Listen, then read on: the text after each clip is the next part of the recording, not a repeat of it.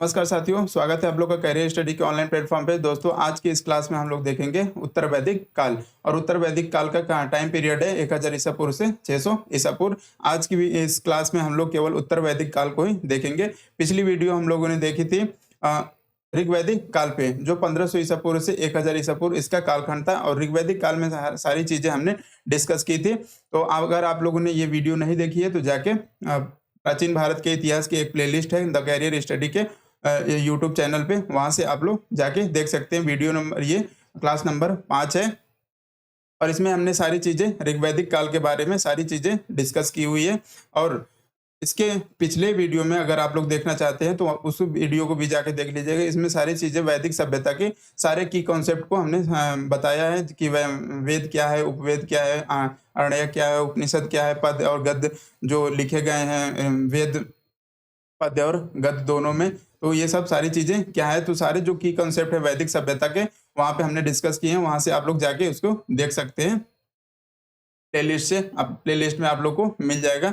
तो चलिए इसी के साथ हम अपने टॉपिक मेन टॉपिक को शुरू करते हैं और देखते हैं कि क्या है। और किस कॉन्सेप्ट में आप लोग को बता दें कि ये सारी चीजें हमने डिस्कस की हुई कि वेद क्या है, कितने प्रकार के वेद हैं, और किस वेद को त्रयी कहा जाता है, श्रुति साहित्य क्या है, वे किस संकलनकर्ता कौन है, ये सब सारी चीजें हमने वहाँ पे डिस्कस की है।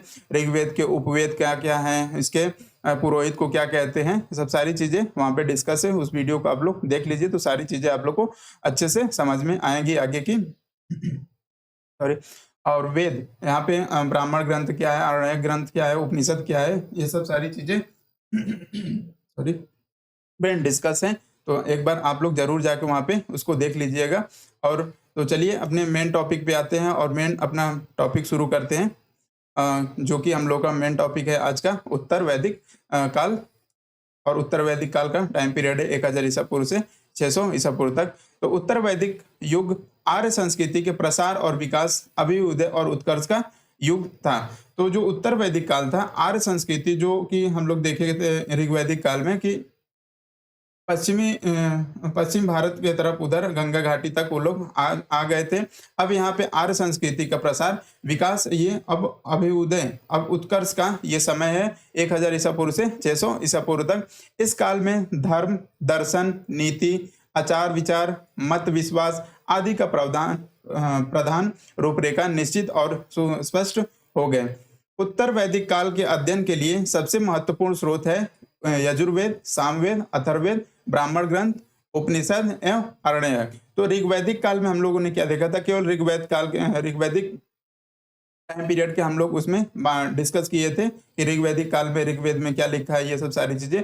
अब ये उत्तर वैदिक काल, ये क्योंकि ये तीनों वेद बाद के लिखे गए हैं, तो यजुर्वेद, सामवेद, अथर्ववेद। अब इसके बाद इन वेदों का जो व्याख्या लिखा गया ब्राह्मण ग्रंथ में, उपनिषद में और अरण्यक में, तो इसको उत्तर वैदिक काल में देखेंगे कि इन सब सारी चीजों में क्या क्या लिखा गया है और बताया गया है। तो आज अब इसमें सामान्यतः लौह प्रौद्योगिकी युग की शुरुआत की उत्तर वैदिक काल से जोड़ा जाता है। तो लौह प्रौद्योगिकी यानी उत्तर वैदिक काल आते आते लोहे का प्रयोग होना प्रारंभ हो गया था। तो इससे आगे यहाँ पे कृषि में सुधार देखने को मिलेगा। तो उत्तर वैदिक अध्ययन के लिए चित्रित धूसर मृदभांड, प्रिंटेड ग्रे वेयर एक महत्वपूर्ण साक्ष्य। और साक्ष्य के रूप में क्या मिलता है कि चित्रित धूसर मृदभांड पाए जाते हैं वहां पे, कि जिस मृदभांडों पे वो धूसर कलर की एक धूसर मिट्टी से बनी होती थी उस पे चित्रित। तो ये सब सारे साक्ष्य उस समय के मिलते हैं। इनकी विशेष धूसर रंग और काले रंग से बनी सरल ज्यामिति चित्रकारी है। इन मृदभांडों पे जो धूसर रंग और काले रंग से बनी सरल ज्यामिति चित्रकारी पाई जाती है। तो इसी से इसका अनुमान उत्तर वैदिक काल के अध्ययन का पता लगाया जाता है। इस संस्कृति के लोग का मुख्य केंद्र मध्य देश था, जिसका प्रसार सरस्वती नदी से लेकर गंगा के दोआब तक था। तो सरस्वती नदी से लेकर गंगा के दोआब तक यहाँ पे आप लोग देख सकते हैं, ये सरस्वती नदी है। यहाँ पे ये सरस्वती नदी को आप लोग यहाँ पे देख सकते हैं, सरस्वती नदी और ये गंगा नदी। और इन दो नदियों के बीच के प्रदेश को क्या कहते हैं, दोआब कहा जाता है। तो ये सरस्वती और गंगा नदी के बीच के क्षेत्र को मध्य देश या सरस्वती नदी से लेकर गंगा के दोआब तक था। तो ये सारे दोआब का क्षेत्र था और ये यहाँ पे आप लोग सरस्वती इसमें देख सकते हैं अच्छे से, और ये यमुना है और इधर ही से यहाँ से यूपी से होते हुए, यहाँ से उत्तराखंड से होते हुए गंगा जाती है। इन दोनों के बीच में क्या है, इसी को मध्य देश या जो सरस्वती और सरस्वती नदी से लेकर गंगा के दोआब तक इसका प्रसार हुआ उत्तर वैदिक काल का। अब उत्तर वैदिक काल में जो शतपथ ब्राह्मण के पुरोहित विधेय मादन की कथा जो दी गई है, जो शतपथ ब्राह्मण जिन्होंने लिखे हैं, इस शतपथ ब्राह्मण के जो पुरोहित थे विधेय माधव, उन्होंने एक कथा लिखी है। तो उस कथा में क्या है कि इस विधेय माधव की कथा से ज्ञात होता है कि आर्यजन अग्नि के माध्यम से जंगल को जलाकर बिहार की सदा नीरा गंडक नदी तक पहुंच गए थे। तो ये लोग आर्य क्या थे कि जंगल को जला के, और ये लोग यहाँ पे देखेंगे उत्तर प्रदेश, ये नेपाल है, और यहीं पे आप लोग को यहाँ से ये जो नदी गई है ये गंडक नदी है। तो यहाँ तक ये लोग पहुंच गए थे बिहार में, बिहार तक इनका प्रसार हो गया था। तो ये जो इस जंगल को जलाकर आर्यजन अग्नि के माध्यम से जंगल को जलाकर बिहार के सदा नीरा गंडक नदी तक पहुंच गए थे। इस काल की सभ्यता का केंद्र पंजाब से बढ़कर कुरुक्षेत्र यानी दिल्ली और गंगा यमुना दोआब के उत्तरी भाग तक आ गया था। तो ये आप लोग कुरुक्षेत्र यहाँ पे देख सकते हैं, ये है कुरुक्षेत्र।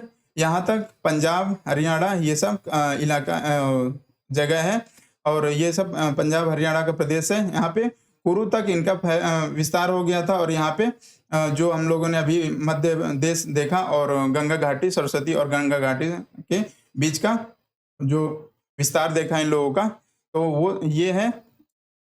और तत्पश्चात यहाँ पे इस प्रदेश के पार मगध और अंग का उल्लेख सर्वप्रथम अथर्ववेद में है। तो मगध और अंग का उल्लेख, ये जो मगध देख रहे हैं आप लोग, ये मगध और अंग का उल्लेख अथर्ववेद में है। अथर्ववेद में है। शतपथ ब्राह्मण में ही रेवा या रेवर्त नाम से नर्मदा नदी और सदा नीरा गंडक नदी का उल्लेख मिलता है। तो ये शतपथ ब्राह्मण में ही ये रेवा या रेवर्त नाम से नर्मदा नदी और सदा नीरा गंडक नदी का उल्लेख मिलता है। तो सदा नीरा यहाँ पे आप लोग देख सकते हैं, नर्मदा नदी ये है, इसी को रेवा या रेवर्त कह के पुकारा गया है यहाँ पे शतपथ ब्राह्मण में। और यहाँ पे उत्तर वैदिक साहित्य में त्रिकुद, क्रौच, मैनाक आदि पर्वतों का उल्लेख है जो पूर्वी हिमालय में पड़ते हैं। तो यहाँ पे पर्वतों का भी उल्लेख उत्तर वैदिक काल में होने लगा है, यानी इससे लग रहा है कि जैसे ये लोग पर्वतीय इलाकों से भी परिचित थे। ये ऋग्वैदिक काल का विस्तार है, ये उत्तर वैदिक काल का विस्तार देख रहे हैं। यहाँ पे यहाँ बिहार तक ये लोग विस्तार कर चुके हैं। ये मध्य, ये नर्मदा नदी से गंगा नदी तक, ये सरस्वती नदी यहाँ पे है, ये इसी के बीच में इनका उत्तर वैदिक में आर्यों का विस्तार हुआ। अब यहाँ से हम लोग देखेंगे उत्तर वैदिक कालीन जो सामाजिक स्थिति उस समय के, अब ऋग्वैदिक कालीन के सामाजिक स्थिति को हम लोगों ने देखा था कि पितृसत्तात्मक था और विभिन्न वर्ण व्यवस्था थी। और वर्ण व्यवस्था में क्या था कि वो कर्म के आधार पे था। यहाँ तक उत्तर वैदिक तक आते आते 500-600 सालों में ये वर्ण समाज ये जन्म आधारित हो जाएगा। तो ये सब सारी जो सामाजिक स्थितियां परिवर्तित हुई इन 500-600 सालों में, उसको यहाँ पे हम लोग देखेंगे। तो यहाँ पे उत्तर वैदिक समाज में पारिवारिक जो जीवन है ऋग्वेद के समान था, यानी उत्तर वैदिक समाज भी पितृसत्तात्मक थी। जैसे ऋग्वेद में था वैसे यहाँ पे पितृसत्तात्मक यहाँ भी है। लेकिन उत्तर वैदिक काल में वर्ण व्यवस्था समाज के अभिन्न अंग के रूप में स्थापित हुई। अब यहाँ पे क्या हुआ कि वर्ण व्यवस्था जो है समाज के एक अभिन्न अंग बन गया। इस काल में वर्ण व्यवस्था का आधार कर्म से बदलकर जन्म पे आधारित हो, यानी जाति पे आधारित हो गया। उत्तर वैदिक कालीन समाज में वर्ण में ब्राह्मण, क्षत्रिय, वैश्य और शूद्र थे। इस काल में स्त्रियों की दशा में गिरावट आई। उत्तर वैदिक काल में स्त्रियों की क्या दशा हुई, इनकी गिरावट आ गई। ऋग्वैदिक काल में हम लोगों ने क्या देखा था, सभा समितियां जो राजा के नियुक्ति में भाग लेती थी, सभा में भाग लेती थी। अब यहाँ पे इनकी स्त्रियों के क्या होगा, दशा में गिरावट आई। स्त्रियों के लिए उपनयन संस्कार प्रतिबंधित हो गया। अब स्त्रियों के लिए यहाँ पे उपनयन संस्कार उत्तर वैदिक काल में प्रतिबंधित हो गया। शतपथ ब्राह्मण में कुछ विदुषी कन्याओं का उल्लेख मिलता है। ये है गार्गी। उत्तर वैदिक कालीन में यहाँ पे गार्गी, गंधर्व, गृहीता, मैत्रेयी, वेदवती, कास्कृतनी आदि स्त्रियों का पैतृक संपत्ति से आदि का उल्लेख मिलता है। और स्त्रियों का यहाँ पे पैतृक संपत्ति से अधिकार छिन गया था। सभा में प्रवेश वर्जित हो गया था। तो जो ऋग्वैदिक काल में सभा और समिति दो प्रकार की जनतांत्रिक संस्था थी, अब इसमें इन लोगों का, स्त्रियों का प्रवेश वर्जित हो गया। और यहाँ पे उत्तर वैदिक काल में गोत्र व्यवस्था स्थापित हुई। अब यहाँ पे उत्तर वैदिक काल में गोत्र व्यवस्था स्थापित हो गई। गोत्र शब्द का अर्थ है वह स्थान जहाँ समूचे कुल के गोधन के एक साथ रखा जाता था, यानी जो पूरा गोधन होता था और उन पूरा मतलब कबीला एक साथ रहता था, उसी को गोत्र कहते थे। परंतु ऋग्वैदिक काल की ये बात हो रही है। परंतु बाद में इस शब्द का अर्थ एक मूल पुरुष का वंशज हो गया, कि वो एक मूल पुरुष होंगे, उन्हीं के वंशज सारी ब्रांचेस ये सब फैल गई। तो अब उन्हीं के एक गोत्र का नाम लिया जाता है। कभी भी आप लोग पूजा पाठ करते होंगे तो पंडित जी आपका गोत्र पूछते हैं। तो ये क्या हो गया कि गोत्र व्यवस्था स्थापित हो गई। सर्वप्रथम जबालोनोपनिषद में चारों आश्रम ब्रह्मचर्य, गृहस्थ, वानप्रस्थ एवं संन्यास का विवरण मिलता है। तो ये क्वेश्चन पूछा गया है कि ब्रह्मचर्य, गृहस्थ, वानप्रस्थ एवं संन्यास का विवरण किस उपनिषद में मिला है? तो जवालो उपनिषद में मिला है। इसको आप लोग ध्यान रखिएगा, इसको नोट बना लीजिएगा। ब्राह्मण, क्षत्रिय, वैश्य इन तीनों को द्विज कहा जाता था। द्विज यानी पुनर्जन्म हुआ है, यानी पुनर्जन्म हुआ इनका, यानी ब्राह्मण, क्षत्रिय, वैश्य इनका दोबारा जन्म हुआ। द्विज मतलब होता है दोबारा जन्म हुआ है। ये उपनयन संस्कार के अधिकारी थे। तो ये ब्राह्मण, क्षत्रिय और वैश्य ये क्या थे? उपनयन संस्कार इनका होता था। चौथा वर्ण जो था शूद्र, जो उपनयन संस्कार का अधिकारी नहीं था। यहीं से शूद्रों का अपात्र या आधारहीन मानने की प्रक्रिया शुरू हुई। यहीं से इनका डिक्लाइन, और ये नीचे ही रह जाते हैं और इनकी समाज में स्थिति दयनीय रहती है। उत्तर वैदिक काल में 16 प्रकार के संस्कार का उल्लेख है। तो अब यहाँ पे उत्तर वैदिक काल में आते आते 16 प्रकार के संस्कार हो गए और उसका उल्लेख है। और 16 प्रकार के संस्कार कौन कौन से हैं? गर्भाधान, सीमांतोन्नयन, नामकरण, अन्नप्राशन, कर्णबोध, उपनयन, केशांत अथवा गोदान, विवाह, पुंसवन, जात कर्म, निष्कर्म, चूड़ा कर्म, विद्यारंभ, वेदारंभ, समावर्तन और अंत्योष्टि। इसमें से जैसे गर्भाधान जो दो पुरुष और स्त्री का शादी हो जाती थी, उसके बाद यहाँ पे जब विवाह हो जाता तो गर्भाधान संस्कार कराया जाता था। फिर सीमांतोन्नयन संस्कार कराया, फिर उसका उस बच्चे का पैदा हो जाता था तो नामकरण होता था, उसका अन्नप्राशन होता था। तो ये सब सारे संस्कार थे। कर्ण वेद होता था, उपनयन संस्कार होता था जो जनेऊ पहनाया जाता, वो केशांत अथवा गोदान होता था, फिर विवाह होता था। अब उस बच्चे का, अब ये माता पिता के जन्म के बाद उस बच्चे का कार्यक्रम हो रहा है, तो अब उसका विवाह होगा अंत में। फिर पुष्पवन, जात कर्म, निष्कर्म, चूड़ा कर्म और विद्यारंभ, वेदारंभ, समावर्तन, अंत्येष्टि, ये सब सारे 16 प्रकार के संस्कार थे। तो ये उत्तर वैदिक काल में 16 प्रकार के संस्कार उल्लेख है। अब उत्तर वैदिक काल में जो विवाह के 8 प्रकार थे, उत्तर वैदिक काल में विवाह के 8 प्रकार थे। और कौन कौन से थे अभी हम लोग यहाँ पे देखेंगे। मनुस्मृति में विवाह के 8 प्रकार का उल्लेख किया गया है, जिसमें प्रथम 4 विवाह को प्रशंसनीय, जो 4 प्रकार के विवाह होते थे उसको प्रशंसनीय कहा गया है, तथा शेष 4 विवाह को निंदनीय कहा गया, निंदनीय माना जाता है। तो ये 4 इधर देख रहे हैं आप लोग, प्रशंसनीय विवाह है, इधर निंदनीय विवाह। तो पहला क्या है? प्रशंसनीय विवाह हम लोग देखते हैं। तो ब्रह्म विवाह, तो ब्रह्म विवाह कन्या के वयस्क होने पर उसके पिता माता द्वारा योग्य वर खोजकर उसे अपनी कन्या का विवाह करना, तो ये ब्रह्म विवाह हो गया।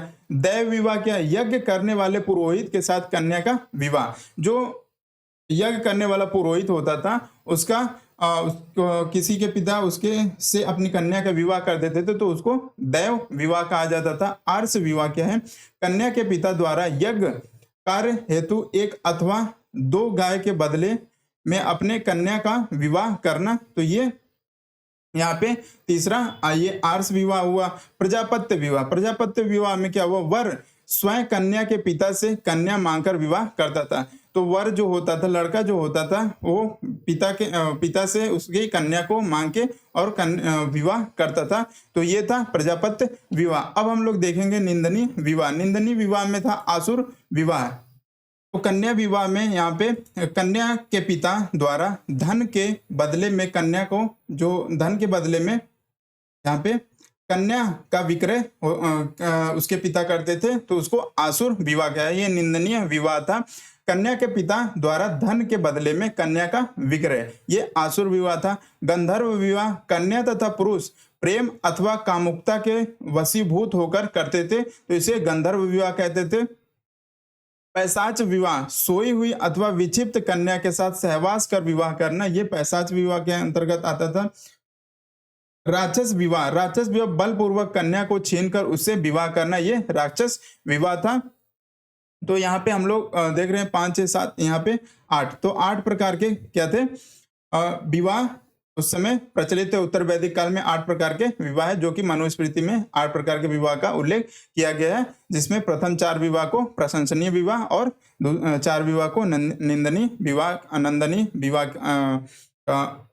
कहा गया है। तो ये 4 प्रकार आपको बता दी, ये भी 4 प्रकार। नेक्स्ट हम लोग देखते हैं सामाजिक स्थिति, हम लोग देख लिया। अब धार्मिक स्थिति पे हम लोग चलेंगे कि उत्तर वैदिक कालीन की धार्मिक स्थिति क्या थी। तो धार्मिक किसी भी समाज को अगर आपको समझना है किसी तो उसमें आप लोग समाज उसका पहले तो भौगोलिक विस्तार देखिए, भौगोलिक विस्तार के बाद आप लोग उसका सामाजिक स्थिति देखिए, धार्मिक स्थिति देखिए, फिर राजनीतिक स्थिति देखिए, उसके बाद एट लास्ट आप लोग आर्थिक स्थिति देखिए। ये 5 किसी भी समाज को को जानने समझने के लिए इन 5 स्थितियों को देखना मतलब इससे समझ में आता है कि उस समय का समाज कैसा था। तो इसमें से हम लोगों ने क्या भौगोलिक विस्तार तो देख लिया, कहाँ तक और किस कारण से भौगोलिक विस्तार हुआ है। जो लोहे का उत्पादन होने लगा था उत्तर वैदिक काल में, तो उस समय उससे लोहे से जंगलों को काट के और कृषि में प्रधानता देखने को मिलती है लोहे का। तो इस प्रकार से उसका भौगोलिक विस्तार हुआ। भौगोलिक विस्तार, अब उसकी सामाजिक स्थिति कैसी थी, धार्मिक स्थिति कैसी है, उसकी राजनीतिक स्थिति कैसी है, और उसके बाद आर्थिक स्थिति कैसी है। तो उसके इन सब चीज़ों को देखना से समाज की स्थिति का पता चलता है। तो आइए चलिए हम लोग अपने टॉपिक पे चलते हैं और धार्मिक स्थिति को देखते हैं। उत्तर वैदिक काल में 3 नए देवता का महत्व स्थापित हुआ। ऋग्वैदिक काल में इंद्र सबसे प्रमुख देवता थे, अब यहाँ पे 3 नए देवता का महत्व स्थापित हो गया इस 500-600 सालों के परिवर्तन में। रुद्र जो कि शिव के नाम से आजकल जाने जाते हैं, विष्णु जो नारायण के नाम से जाने जाते हैं, ब्रह्मा जो प्रजापति के नाम से जाने जाते हैं। उस समय की ये 3 नए देवताओं का महत्व स्थापित हुआ। ऋग्वेद के काल के 2 सबसे बड़े देवता इंद्र एवं अग्नि अब उतने प्रमुख नहीं रहे। अब ऋग्वैदिक काल के जो इंद्र और अग्नि जो प्रमुख थे वो अब यहाँ पे प्रमुख नहीं रहे। अब कौन हो जाएगा? उत्तर वैदिक काल में प्रजापति सर्वाधिक प्रसिद्ध देवता हो गए। इस काल में आश्रम व्यवस्था अस्तित्व में आया। अब आश्रम व्यवस्था क्या है अभी आपको बताएंगे। आश्रम व्यवस्था में 4 है। आश्रम कौन कौन से हैं? 4 हैं, ब्रह्मचर्य, गृहस्थ, वानप्रस्थ और संन्यास। उत्तर वैदिक काल में 16 संस्कार भी अस्तित्व में आए। इसमें से उपनयन संस्कार काफी महत्वपूर्ण है। उपनयन संस्कार केवल 3 वर्णों यानी ब्राह्मण, क्षत्रिय, वैश्य का होता था। चौथा वर्ण शूद्र था जो उपनयन संस्कार का अधिकारी नहीं था। तो ये 16 प्रकार के संस्कार अभी हम लोग पीछे यहाँ पे पढ़ के आए हैं, 16 प्रकार के संस्कार। तो वही धार्मिक स्थिति में हम लोग को देखने को मिल रहा है कि 16 प्रकार के संस्कार होते थे। और कौन कौन से थे? गर्भाधान, सीमांतोन्नयन, नामकरण, अन्नप्राशन, कर्णवेद, उपनयन, केशांत अथवा गोदान, विवाह और पुष्पवन, जातकर्म, निष्कर्म, चूड़ाकर्म, विद्यारंभ, वेदारंभ, समावर्तन और अंत्येष्टि। तो ये 16 प्रकार के संस्कार होते थे जो कि हम लोगों ने पीछे भी सामाजिक स्थिति में पढ़ लिया है। अब उत्तर वैदिक स्थिति में यहाँ पे धार्मिक स्थिति में इसको धर्म से भी जोड़ के देखा जाने लगा था। और यहाँ पे उत्तर वैदिक काल में बड़े यज्ञों का आयोजन होने लगा, जैसे अब उस समय यज्ञ होते थे जैसे अश्वमेध यज्ञ। सर्वाधिक महत्वपूर्ण यज्ञ राजा द्वारा साम्राज्य की सीमा में वृद्धि के लिए घोड़े को स्वतंत्र छोड़ दिया जाता था। तो जो अश्वमेध यज्ञ होता था, जो रामायण आप लोग देखेंगे तो लौकुश जो कांड है उसमें अश्वमेध यज्ञ होता है। तो जब श्री राम वहां पे अपने अश्वमेध यज्ञ करके अपने घोड़े को छोड़ते हैं तो उनके जो लव और कुश होते हैं, उनके पुत्र, उनके घोड़े को वहां पे बांध लेते हैं। तो इसमें क्या होता था कि जो राजा उस समय अश्वमेध यज्ञ करता था और अपने घोड़े को स्वतंत्र रूप से छोड़ देता था और वो जहां तक विचरण करता था, जहां तक जाता था, और कोई राजा उनके अगल बगल के प्रदेशों के राजा अगर उसमें कोई आपत्ति नहीं जताते तो ये मान लिया जाता था कि ये इनका इस राजा का यहाँ तक विस्तार है, और जो कहीं भी अगर उसको विरोध करता था तो वहां पे युद्ध होता था, लड़ाइयाँ होती थी, और जो जीतता था उसका विस्तार उस राज्य को अपने राज्य में मिला लिया जाता था। तो ये अश्वमेध यज्ञ का था जो होता था वहां पे। सर्वाधिक महत्वपूर्ण यज्ञ राजा द्वारा साम्राज्य की सीमा में वृद्धि के लिए घोड़े को स्वतंत्र छोड़ दिया। तो साम्राज्य की वृद्धि के लिए यज्ञ किया जाता था। राजस्व यज्ञ दूसरा था। राजा के राज्याभिषेक से संबंधित राजस्व यज्ञ का सर्वप्रथम उल्लेख ऐत्रेय ब्राह्मण में मिलता है। इसी ग्रंथ में देवासुर संग्राम का भी उल्लेख मिलता है। वाजपेयी यज्ञ राजा द्वारा अपनी शक्ति के प्रदर्शन के लिए रथ दौड़ का आयोजन होता था। चौथा है अग्निष्टोम यज्ञ। यज्ञ में पशु एवं सूरा की आहुति, यानी पशु की यहाँ पे आहुति दी जाती थी। इसमें अग्निष्टोम यज्ञ में सौत्रामणि यज्ञ में पशु एवं सूरा की आहुति यहाँ पे भी।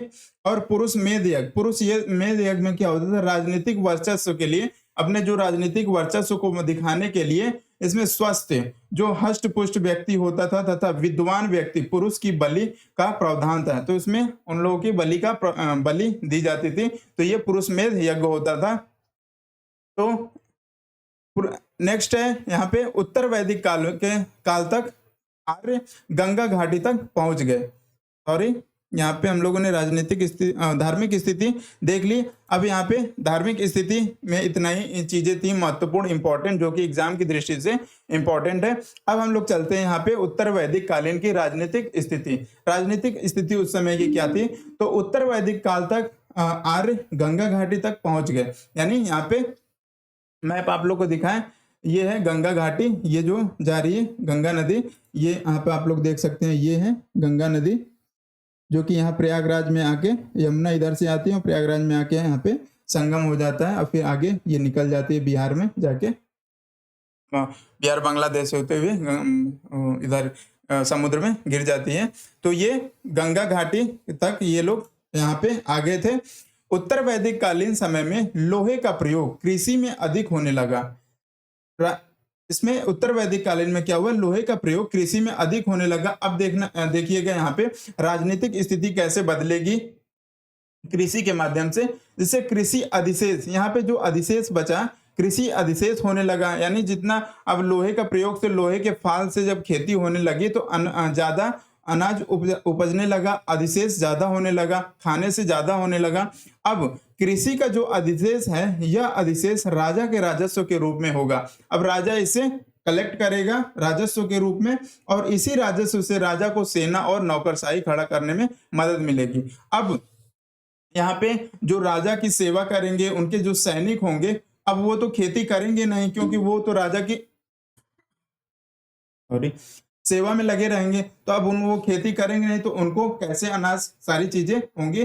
तो ये एक प्रकार से जो अधिशेष था, राजा उसको राजस्व के रूप में ग्रहण करने लगेगा, और उसी राजस्व से अब अपनी सेना को सुदृढ़ करेगा और अपनी सेना को बढ़ाएगा, और इससे नौकरशाही खड़ा करने में इसको मदद मिलेगी।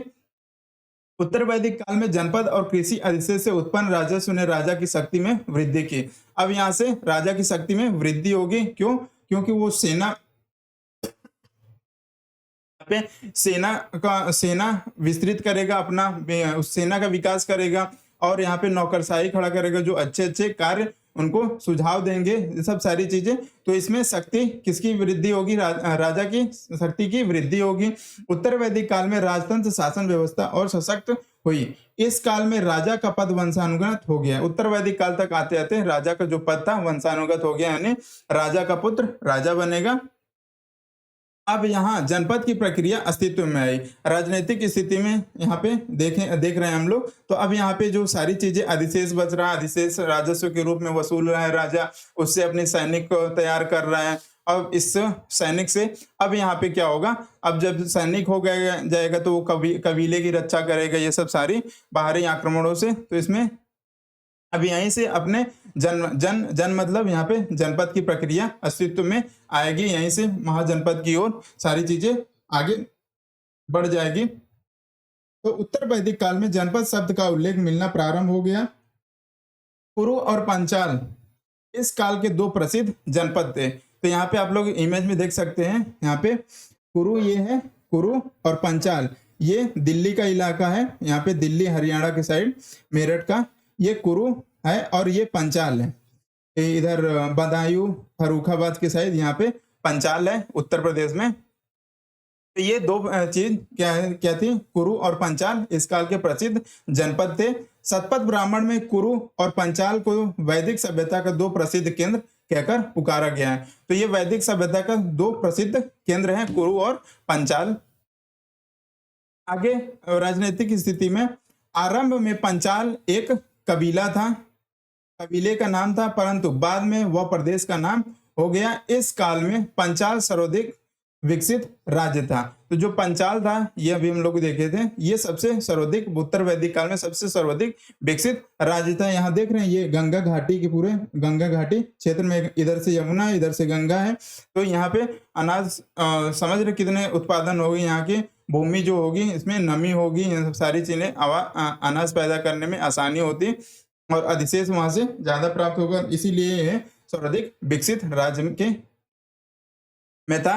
राजा का राज्याभिषेक राजसु यज्ञ के द्वारा संपन्न होता था, जिसका विस्तृत वर्णन शतपथ ब्राह्मण में मिलता है। तो जो राजा का राज्याभिषेक होता था राजसु यज्ञ, यहाँ पे अभी आप लोगों को यज्ञ में हमने दिखाया था ये जो 8 प्रकार के यज्ञ थे। तो ये जो राजसु यज्ञ हो रहा है किस लिए हो रहा है? ये राजसु यज्ञ राजा के राज्याभिषेक से संबंधित। राजसु यज्ञ का सर्वप्रथम उल्लेख ऐत्रेय ब्राह्मण में मिलता है। इसी ग्रंथ में देवासुर संग्राम भी का भी उल्लेख है। तो राजसु यज्ञ राजा के राज्याभिषेक से संबंधित था।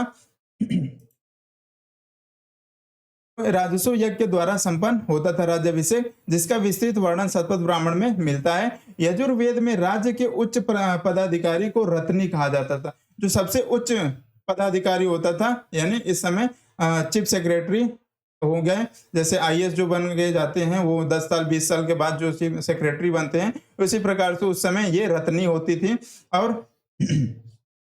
और यहाँ पे इनको रत्नी कहा जाता था। रत्नियों की सूची में राजा के संबंधी मंत्रीगण और विभागाध्यक्ष एवं दरबारी गण आते थे। राजा न्याय का सर्वोच्च अधिकारी होता था। तो यहाँ उस समय उत्तर वैदिक काल में राजा क्या होता था?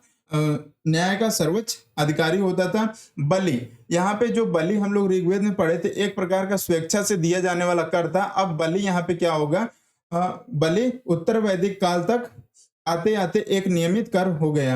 यानी यहाँ पे अगर हम लोग पूरे सेंटेंस पढ़े तो बलि ऋग्वैदिक काल में राजा को दिया जाने वाला स्वेच्छाकारी कर था, जो उत्तर वैदिक काल तक आते आते एक नियमित कर हो गया। इसकी मात्रा 1/16वां भाग होती थी। यानी जब यहाँ पे 1/16 भाग यानी एक भाग 16 भाग का एक भाग कर के रूप में देना होता था जनता को। और यहाँ पे शतपथ ब्राह्मण में 12 प्रकार की रत्नियों का विवरण मिलता है। तो ये 12 प्रकार की रत्नियां कौन कौन से हैं? रत्नियां मतलब अधिकारी इनके कौन कौन से हैं? तो शतपथ ब्राह्मण में ये जो 12 प्रकार की रत्नियों का विवरण है वो सेनानी है। सेनानी किसे कहा जाता था? सेनापति को। जो सेना के सेनापति होता था उसे सेनानी कहा जाता था। सूत किसे कहा जाता है? राजा का सारथी होता था। ये जो राजा, उस समय गाड़ी घोड़ा तो था नहीं कि जैसे ड्राइवर है, उस समय का सारथी रथ से चलते थे। तो उस समय जो उसको सूत कहा जाता था। जो राजा का रथ हाँकता था उसको सूत कहा जाता था। ग्रामीण गांव का मुखिया होता था। भागदू, ये प्रश्न पूछा गया है कि भागदू कौन है, तो वो कर संग्रहकर्ता होते थे। ये कर को इकट्ठा करते थे, जो टैक्स होता था सारे उसको इकट्ठा करने वाले, उसको भागदू उस समय कहा जाता था उत्तर वैदिक काल में। संग्रहिता जो कोषाध्यक्ष होते थे, जो सारी चीजों के वो डेटा रखते थे, वो संग्रहिता होते थे। और अच्छावाप पासे के खेल में राजा के सहयोगी होते थे। तो जो राजा मनोरंजन के लिए पासा खेलता था, तो उसके पासे में सहयोगी अच्छा वाप होता था। जैसे आप लोग महाभारत काल में शकुनी को देखते हैं, जो कि दुर्योधन का वो पासे के खेल में उसके सहयोगी था। और यहाँ पे 7 नंबर पे देख रहे हैं छता। छता प्रतिहारी। 8वां गोवी कर्तन जंगल विभाग का प्रधान होता था। 9वां पालागल ये विदूषक होता था। 10वां महिषी मुख्य रानी होती थी। 11वां पुरोहित ये धार्मिक कृत्य करने वाला होता था। और 12वां युवराज ये राजकुमार राजा का पुत्र होता था, वो युवराज होता था। तो ये 12 प्रकार के अधिकारियों की रत्नियों की चर्चा उत्तर वैदिक कालीन में शतपथ ब्राह्मण में किया गया है कि उस समय उत्तर वैदिक कालीन में इस राजनीतिक स्थिति में 12 प्रकार की रत्नियां का उल्लेख है। अब इनके नीचे छोटे छोटे कर्मचारी अधिकारी होते थे। ये मुख्य रूप से ये 12 प्रकार के होते थे। नेक्स्ट है आर्थिक स्थिति। उत्तर वैदिक कालीन की आर्थिक स्थिति क्या थी? तो इस काल में पशुपालन की जगह कृषि प्रथम पेशा बन गया। ऋग्वैदिक काल में हम लोगों ने क्या देखा था कि पशुपालन सबसे प्रथम था, और द्वितीय गौण तक क्या था? कृषि था। अगर उसमें ऋग्वैदिक काल में सारी चीजें हमने ऋग्वैदिक काल की डिस्कस की है। आप लोग उस वीडियो को देखना चाहें तो जाके देख सकते हैं, और सारी चीजें उसमें हमने डिस्कस की, वो ज्यादा समझ में आएगी आपको। फिर ये उत्तर वैदिक कालीन देखना आरंभ करिएगा। तो इस काल में पशु पालन की जगह कृषि प्रथम पेशा बन गया।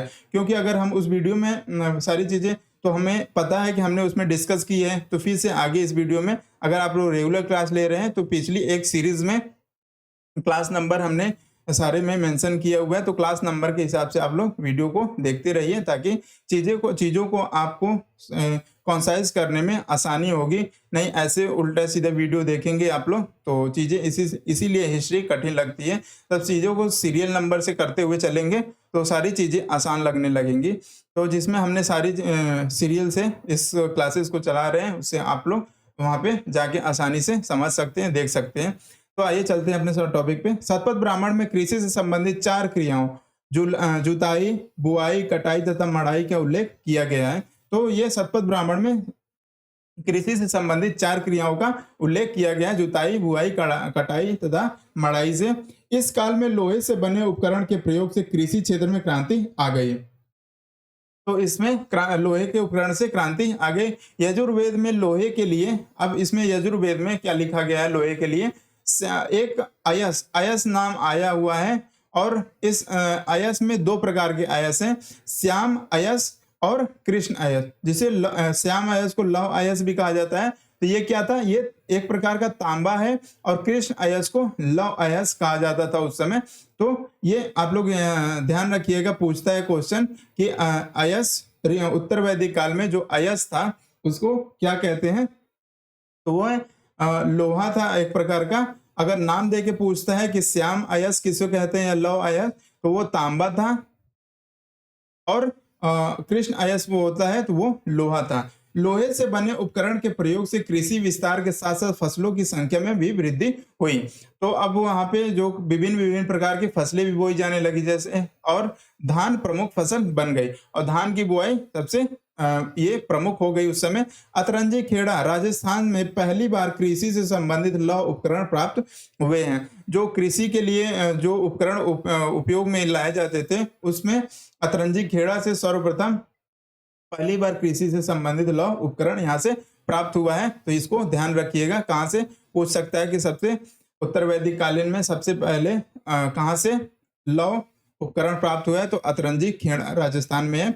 उत्तर वैदिक काल में कृषि में विस्तार, शिल्पों में कुशलता, व्यापार एवं वाणिज्य में विस्तार के परिणाम स्वरूप जनसंख्या में वृद्धि हुई।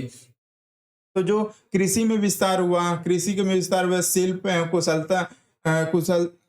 शिल्प में कुशलता, व्यापार एवं वाणिज्य में विस्तार के परिणाम स्वरूप अब जनसंख्या में वृद्धि होगी।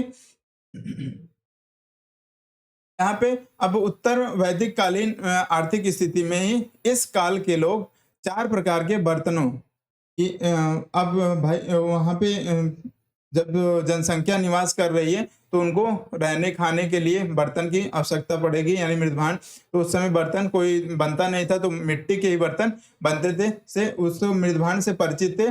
काले व लाल रंग मिश्रित मृदभांड काले व लाल रंग मिश्रित मृदभांड मृदभांड काले रंग के मृदभांड और चित्रित धूसर मृदभांड, जिसको ऑर्चर कॉलर पोएट्री कहा जाता था, जिसे ओसीपी भी कहते हैं, और लाल मृदभांड बनाए जाते थे। ये 4 प्रकार के बर्तन थे। कौन कौन से? काले और लाल रंग मिश्रित मृदभांड, काले रंग के मृदभांड, चित्रित धूसर मृदभांड और लाल मृदभांड। अब उस समय निष्क, जो ऋग्वैदिक काल में निष्क एक स्वर्ण धातु था, उसमें अब उत्तर वैदिक काल में निष्क, शतमान, पाद, कृषाण, रतिका तथा गुंजा आदि ये माप की विभिन्न इकाइयां थी। ठीक है। निष्क जो ऋग्वैदिक काल में स्वर्ण आभूषण था, अब एक मुद्रा माना जाने लगा। व्यापार पण द्वारा संपन्न होता था। पण, यहाँ पे पण का मतलब ये एक मुद्रा होता था कि इतना पण दीजिए, 100 पण दीजिए और ये वस्तु ले जाइए। जैसे होता है कि 100 रुपये लाइए और 10 पेन ले जाइए, उसी प्रकार वहां पे उस समय पण होता था। और द्वारा व्यापार जो होता था पण द्वारा ही संपन्न होता था। अतः उत्तर वैदिक काल में मुद्रा का प्रचलन हो चुका था, परंतु सामान्य लेन देन में वस्तु विनिमय का प्रयोग किया जाता था। निष्क, शतमान, कृषाण और पाद मुद्रा के प्रकार थे। तो जो निष्क था, शतमान और कृषाण और पाद था, ये सब सारे क्या थे? मुद्रा के प्रकार थे। उत्तर वैदिक काल तक आर्य गंगा घाटी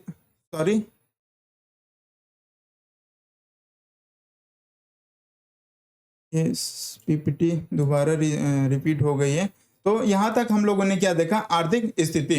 अब आर्थिक स्थिति, अब हमने सारी चीजें यहाँ पे राजनीतिक स्थिति इसकी क्या देख ली थी कि उत्तर वैदिक काल तक आर्य गंगा घाटी तक पहुंच गए हैं, और जो कृषि अधिशेष होता था उससे राजा को राजस्व मिला। राजा को राजस्व मिलने से उसकी शक्ति में वृद्धि हुई। उसने क्या किया? राजा ने सेना और नौकरशाही खड़ा करने में अधिशेष से मदद मिली, और कृषि अधिशेष से उत्पन्न राजस्व ने राजा की शक्ति में वृद्धि की।